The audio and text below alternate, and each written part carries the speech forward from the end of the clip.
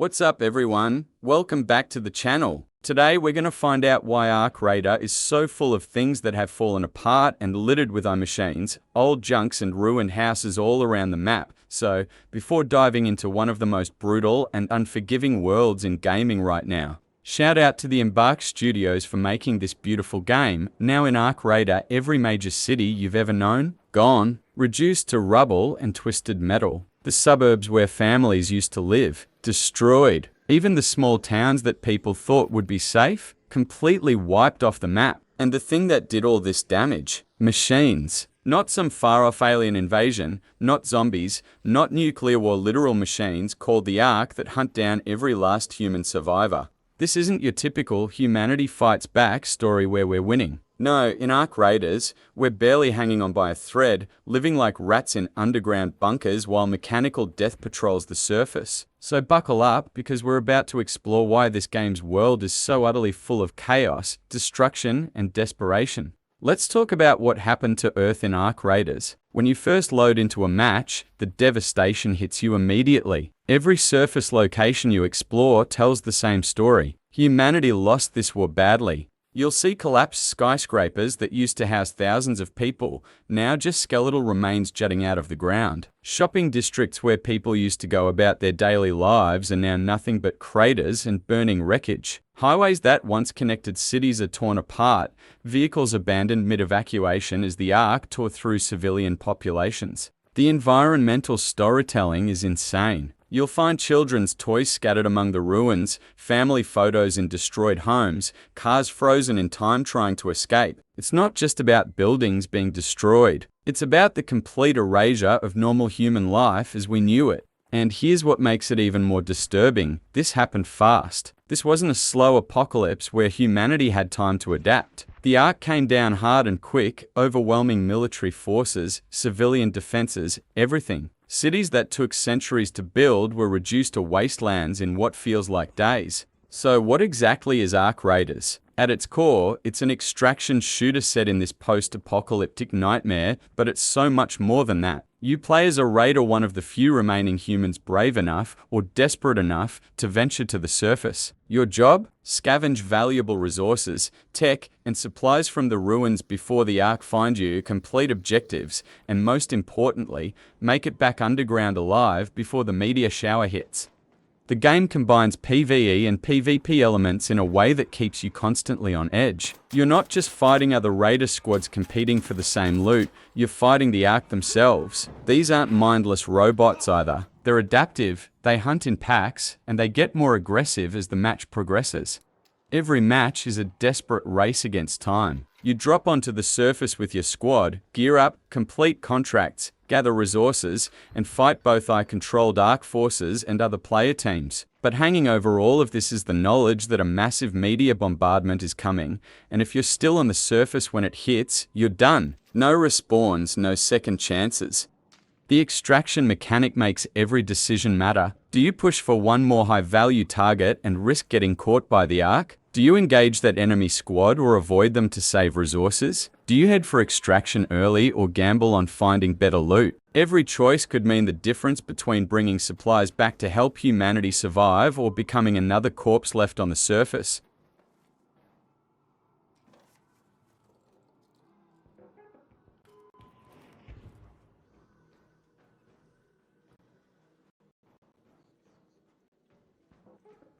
Now let's talk about the real stars of this nightmare show, the Ark themselves. These aren't just your standard SCIFI robots. The Ark are a highly advanced mechanical force that appeared seemingly out of nowhere and decided humanity needed to be eliminated.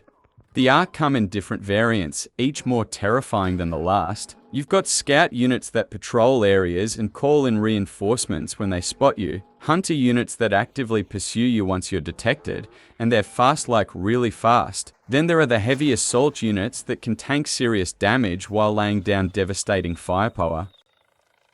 But here's what makes them truly terrifying. They learn. The Ark adapt to your tactics. If you keep using the same strategy, they'll counter it. They coordinate with each other, flanking your position, cutting off escape routes, forcing you into kill zones. They're not mindless drones. They're predators, and you're the prey.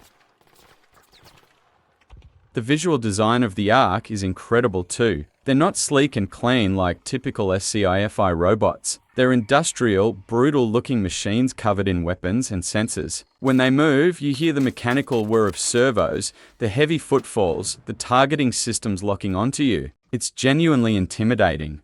And the scariest part, nobody knows where they came from or who sent them. There's no alien mothership in orbit, no evil corporation that built them. They just appeared one day and started systematically wiping out humanity. Some theories suggest they're from another dimension. Others think they're ancient weapons that were activated somehow. The game keeps this mystery alive, which makes them even more unsettling. Throughout your matches, you'll encounter different Ark strongholds and patrol patterns. Some areas are more heavily defended than others, with elite Ark units guarding high-value loot. The game forces you to make tactical decisions. Do you take on an Ark patrol for the supplies they're guarding, or do you avoid them and risk leaving empty-handed? This brings us to the core question: why do raiders risk their lives on the surface when staying underground is safer? The answer is simple but brutal. Staying underground means slow death. Humanity's underground settlements are running out of everything. Food supplies are dwindling. Medical equipment is breaking down without replacement parts. Power generators need fuel. Weapons need ammunition. The underground is safe from the Ark, but it's not sustainable long-term without surface resources. So raiders aren't heroes looking for glory. They're survivors doing what needs to be done. Every scavenging run, every piece of salvaged tech, every container of supplies you bring back extends humanity's survival by another day, another week, maybe another month. The game does an excellent job of showing this desperation. Your character isn't some superhero who shrugs off danger. You're a regular person with limited resources, limited ammo, limited medical supplies. Every bullet counts. Every health pack is precious. Death isn't just a gameplay setback. It means one less person contributing to humanity's survival, and all the gear you were carrying is lost. This creates incredible tension in gameplay. When you're injured and low on ammo, with Ark units closing in, the fear is real. When you're carrying valuable loot and an enemy squad ambushes you, the stakes feel legitimate. You're not just playing for kills or points. You're playing for survival, for your squad, for the people waiting underground.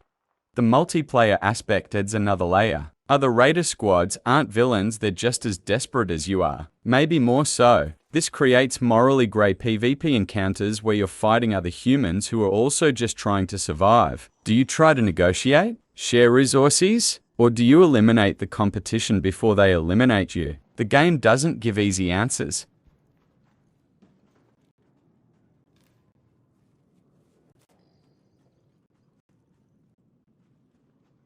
But here's where Ark Raiders gets really interesting. The maps aren't static. The game features dynamic map conditions that completely change how you play.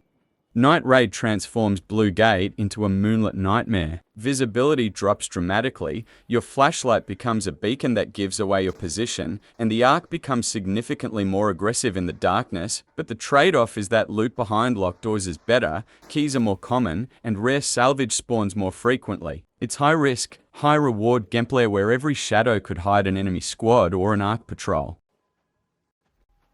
Electromagnetic storm is absolute chaos. Lightning bolts crack across the sky, striking the ground with devastating force. They'll fry Ark units, destroy electronics, and electrocute any raider caught in the open. But smart players can use the storm to their advantage. Ark behavior gets disrupted, and apparently lightning strikes can leave behind curious formations worth investigating. It's environmental warfare at its finest.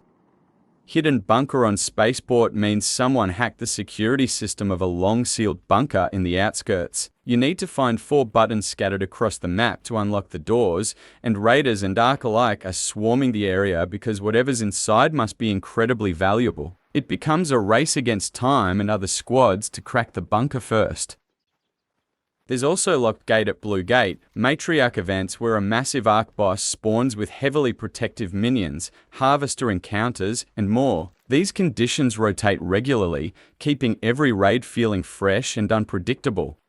And here's the big news. In December, we're getting the snowfall map condition as part of the Cold Snap update. This isn't just a new map, it's a weather system that will blanket existing maps in snow. Based on early trailers, it looks like Blue Gate is getting the snow treatment first, which makes sense given its mountain setting. Imagine navigating those valleys and peaks with snow reducing visibility, your footprints, giving away your position to tracking arc units, and blizzard conditions forcing you to seek shelter. The December update is also bringing the Flickering Flames event and new progression systems, so the winter season is about to make survival even more brutal. What's brilliant about this approach is that the developers aren't just reskinning maps with snow, they're treating terrain and weather as actual gameplay mechanics. Every biome changes how you move, how you fight, and how you feel. It's not just visual variety, it's tactical variety that keeps you constantly adapting your strategies. Hey, don't shoot! Don't shoot!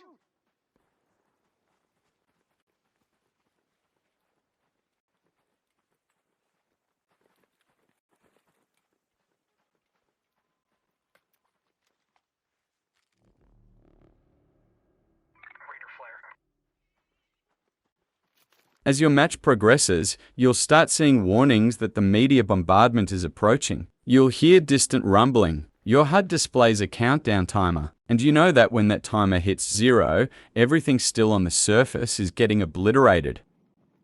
This isn't some minor environmental hazard you can just dodge. We're talking about massive meteors that impact with nuclear level force, creating massive explosions that instantly kill anything caught in the open. The entire surface becomes an absolute death zone. No cover, no protection, no survival. The only way to live is reaching an extraction point and getting underground before impact. And here's where the game gets even more intense. Extraction points are limited. They're clearly marked on your map, but so are you to other players. As the timer ticks down, every surviving squad is converging on the same handful of escape routes. Picture this scenario, but I have experienced it. You've had a successful run, your inventory is packed with valuable loot, you've fought off ARC patrols and enemy squads. But now the timer is at 3 minutes, and you're still 2 zones away from the nearest extraction point. Do you make a desperate sprint through ARC-controlled territory? Do you try to fight your way through other squads camping the exit? The pressure is insane. Some of my most intense gaming moments have been these final minutes. Your squad is sprinting through ruins, ARC units are pursuing you, you can hear gunfire from other squads fighting over the extraction zone, the sky is literally falling apart, and you're making split-second decisions about whether to stand and fight or keep running. And if you don't make it, everything you collected, that match is lost. All that risk, all that effort, gone in a flash of meteor impacts. But if you do make it underground with your squad and your loot, that feeling of relief and accomplishment is incredible. You survived another day. Humanity survives another day. Fights are determined by your team tactics and how you approach a fight. Like, do you wait for the other players to fight each other or just jump in and go Rambo mode? In the fights does not matter if you have a great gun or an axe. One with the better players and gears wins. But solos are real fun as you can just go by doing the don't shooter mode and they will let you pass unless they saw you with some great loot. Cheeky little rats.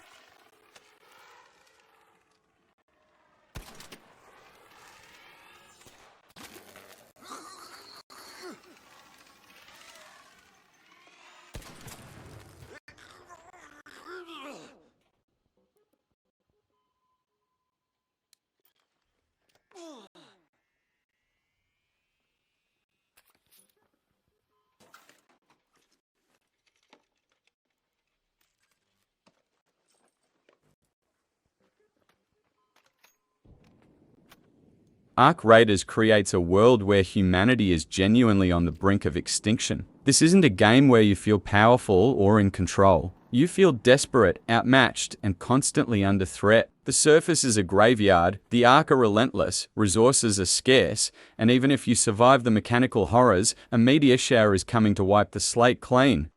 But that's what makes it so compelling. Every successful extraction feels earned. Every piece of salvage you bring back matters. Every squad mate who makes it underground is a victory against impossible odds. and with each map offering completely different tactical challenges, from the arid spaceport to the mountain valleys of Blue Gate to the underground maze of Stella Montis, and with dynamic conditions like the upcoming snowfall weather transforming how you play, there's always something new pushing you to adapt and survive. The game perfectly captures the feeling of being a survivor in a world that's already lost the war, fighting not for victory, but just for one more day of existence. It's brutal, it's unforgiving, and it's absolutely engaging. So if you're looking for a shooter that combines the tension of extraction games with PvE and PvP elements, all wrapped in one of gaming's most devastated and hostile worlds with genuinely diverse battlegrounds, Ark Raiders delivers that experience in spades. That's it for today's video. If you're playing Ark Raiders, let me know your favorite map and your craziest extraction stories in the comments below. Are you Team Blue Gate for those mountain battles, or Team Spaceport for that desert warfare?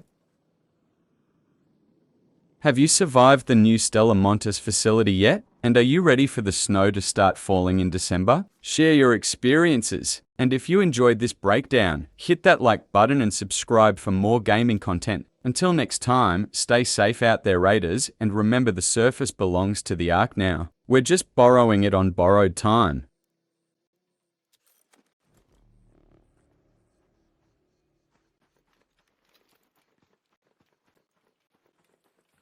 And yeah, you can see the meteor I'm talking about at the end of the video, and how I escaped the upside into the underground.